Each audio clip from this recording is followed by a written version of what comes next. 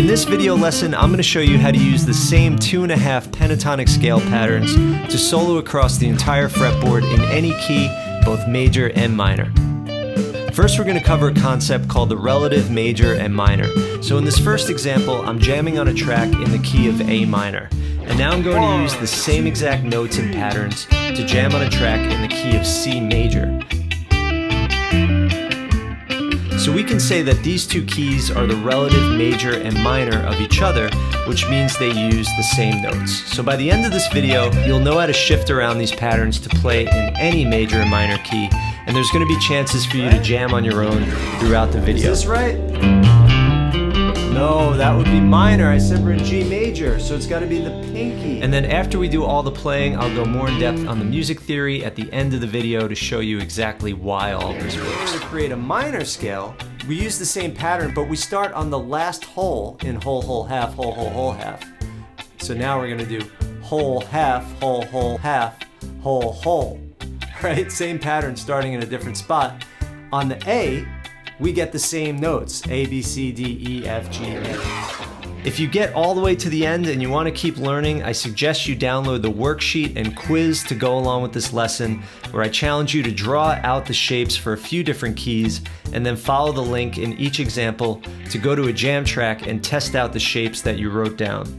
There's an answer key too, so you can check your work. The link to that, along with 2 free PDFs with all of the pentatonic, blues, and diatonic shapes and the order in which you should learn them, is all in the description. Also, this is the final lesson in my Soloing for Complete Beginners course, so if this is maybe a little too much, or you want to go back to the beginning and just focus on your phrasing and your creativity, then definitely check out the course. We start with 1 note, then 2, then 3, and we gradually build the pentatonic scale.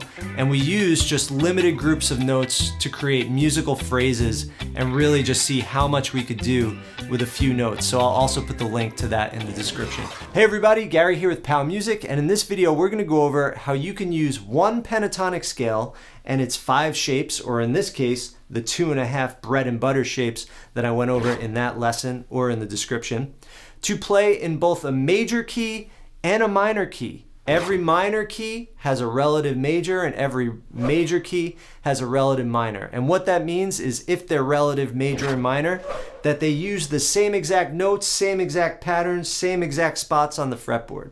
And here's the rule of thumb, or more like the rule of index finger and little finger. The rule is from your minor root note, you go up 3 frets to find your major root note. So if A is my minor root note, I go up 3 frets, I'm going to use my pinky to find my relative major root note.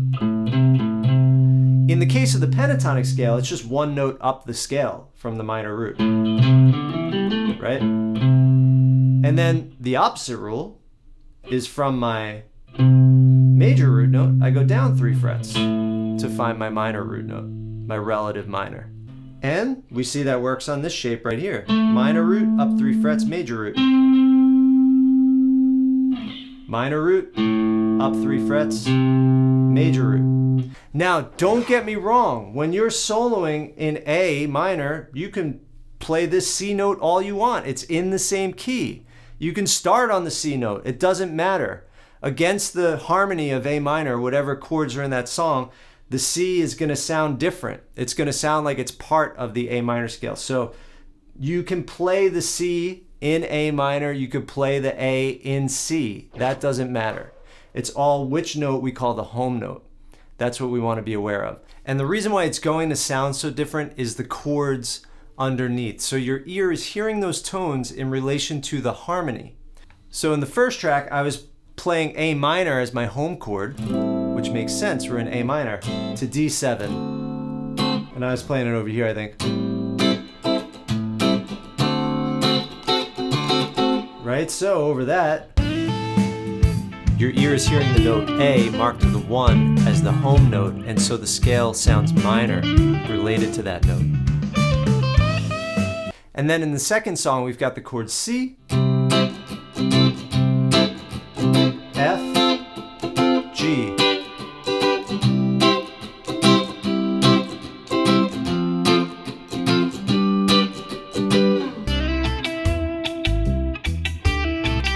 So now with C major as our home chord, the scale sounds completely different. It sounds bright, it sounds major. So your ear hears this as home, right? So the harmony is what makes your ear hear that. All right, now I want you to try on your own, first in A minor, then in C. This lesson is not about making awesome riffs, it's about being able to get around the fretboard in any key. So keep it simple and just hear the difference. 1, 2, here you go.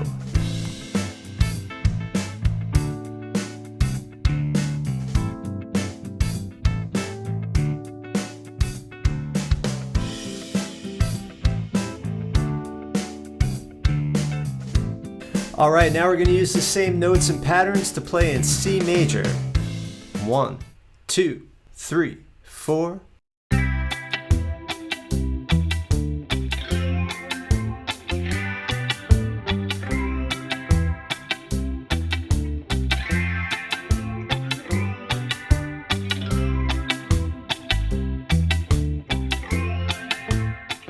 All right, awesome job. So now let's say we wanted to play a jam track in the key of G major and we wanted to use the 2.5 shapes. What would they look like? So in order for you to be able to play this in any other keys, you need to know where those root notes are on the low E and the A string. So you want to memorize those two strings first. Right now, in case you don't know them, I'm going to write them out for you. So we're going to put on this track in G major by Elevated Jam Tracks. I'll link to that channel and this video in the description. But we need to find the 2.5 shapes, right? So we need to find shape 1 with the root note on the low E string, shape 4 with the root note on the A string, and then the House of Blues extension we'll find once we find shape 1. So remember, so the rule is major, pinky root, if we're doing shape 1 or shape 4, which are your bread and butter. If it's minor, index finger or pointer. I call it a pointer. Does anyone else call it a pointer? Let me know in the comments, what do you call these two fingers? I call them pointer and pinky. With that in mind, we're gonna jam in G major, but you're gonna help me find the right scale shapes. All right, so let's find our first shape. So we need to first find a G. Here's a G. Is this right? No, that would be minor. I said we're in G major, so it's gotta be the pinky. But look, our first finger has nowhere to go. We got that nut. That's a good thing. So now,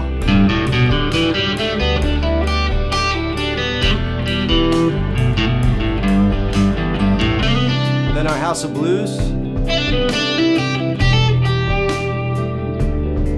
Now shape 4. Here's our G. But it's major, so I need my pinky.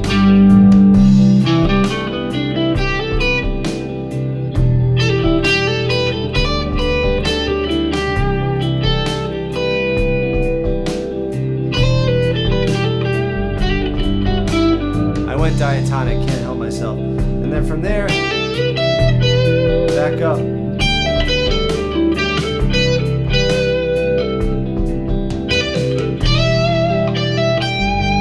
Right, back up to shape 1 to House of Blues. All right, now it's your turn. Take the next 25 seconds to jam on your own.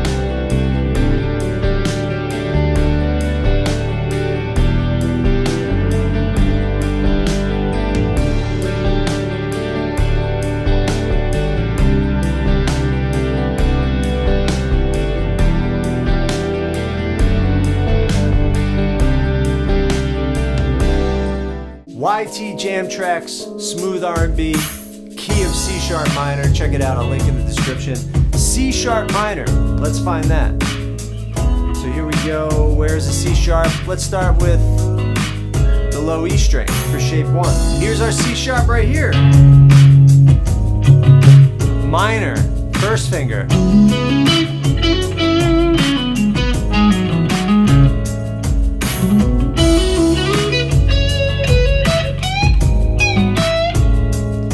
From there, we can either find it by finding this C sharp right here, or we know from the House of Blues, we go up 2 more.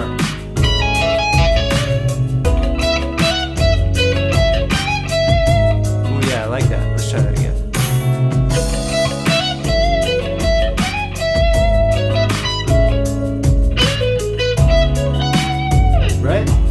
C sharp right here, right? This is the octave.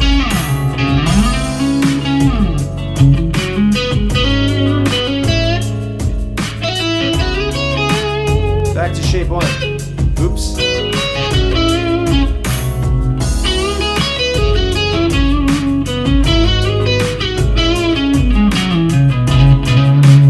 Whoa, I backed down into shape 5.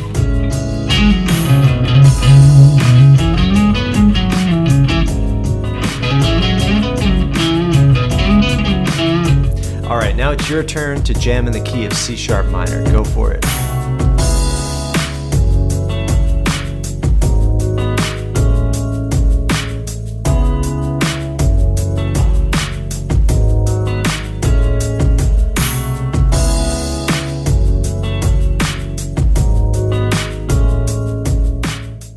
Now to really make sure you understand it, we're going to do parallel major and minor scales. That means we're going to pick one key and you're going to play both the major pentatonic and the minor pentatonic using the 2.5 shapes. First, G sharp. And you might be wondering why sometimes sharp, why sometimes flat.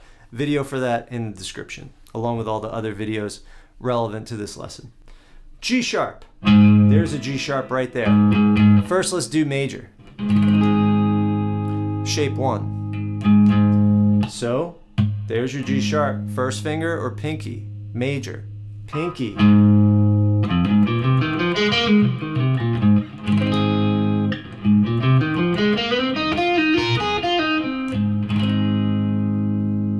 Right? Now shape 4.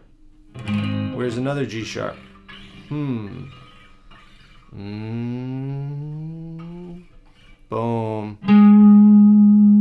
Right there. So now, major. So you're going to keep your first finger there? No, pinky.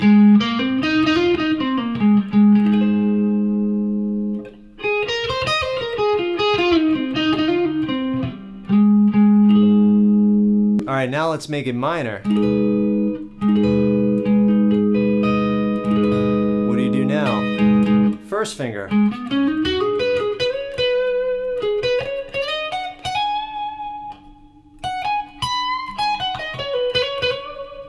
See, then I went into shape 1, right? Because it's right up from it. Up 2 frets.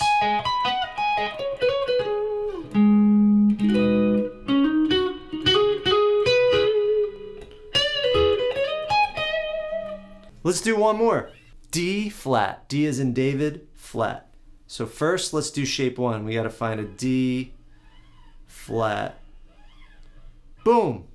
Right there on the 9th fret.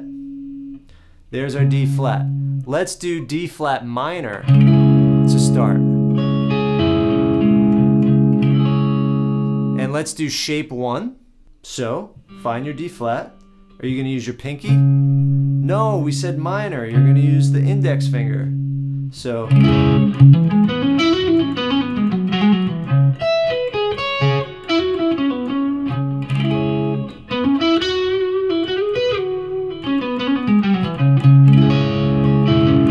right, now let's change that to major.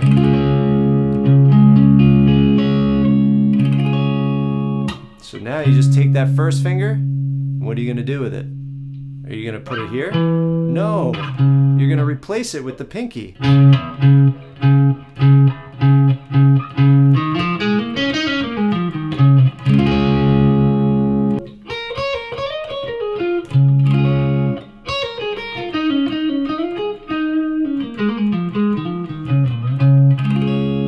So here's the reason why this works. It all starts with the major scale. When we create a major scale, we start on a note, in this case C. We lay out the chromatic scale, which is all 12 notes. Then we go whole step, half step, whole step, half step.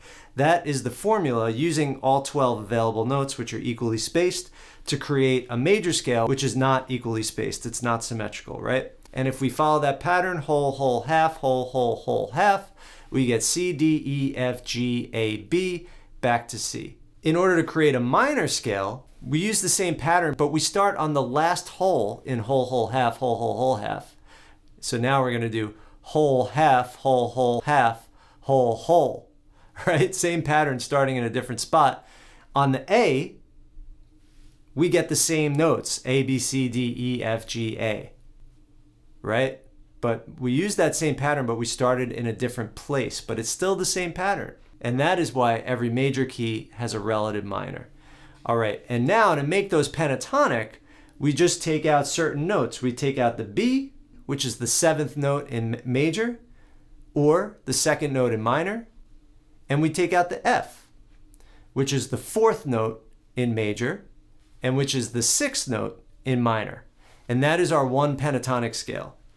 And pentatonic just means 5 note. So we take a diatonic scale, which is a 7-note scale, which is the basis of Western music, and we just take out a couple of the notes to get a pentatonic scale, right? So all these shapes you're learning, we're going to go over how to turn them into the regular diatonic scale, which is the 7-note scale. You don't have to learn new shapes, you just have to add a couple notes. So we're going to get there. But that's why they are the same shape, same notes, major and minor. And if we take a quick look at this circle of fifths, you could see for all 12 major keys, we have relative minor keys. All right, everybody, let me know what you thought about this lesson. Did you have an aha moment? Is there stuff that you're still confused about? Let me know in the comments section. I'm always trying to improve these videos and figure out what videos to do next based on what everyone's trying to learn. So please leave a comment. Let me know what you think. If you like this video and you want to see more like it, please subscribe, tap the bell. So it's December 23rd right now, but you probably won't see this video until after the new year. So I hope you had a great holiday. The reason why you won't see it is because it takes me a long time to create. This is going to be my main project over the holidays. If you want to support these high quality, labor-intensive free videos that I put out on YouTube, please consider becoming a patron at patreon.com/powmusic. The link is below. In addition to resources for all the lessons, I host live weekly face-to-face small group video lessons where you could join by video. There's usually only a couple of people there, sometimes 1, sometimes 7, depending on the group. So it's a great little community. When others sign on, you could watch me interact one-on-one with different people. You could talk with all the other patrons that are online about what they're doing, or you could just watch. You don't have to come on video. You can just sign in and watch the session. So that's all available at patreon.com/powmusic. I want to give a huge shout out to all of my current patrons. Thank you so much for your ongoing support. You're helping me get closer to my goal of creating these resources on a full-time basis. All right, everybody, happy playing, and I'll see you in the next lesson. I also want to extend an extra special thank you to Cam Chernachon for your ongoing monthly support on patreon.com/powmusic. I appreciate you. Thank you.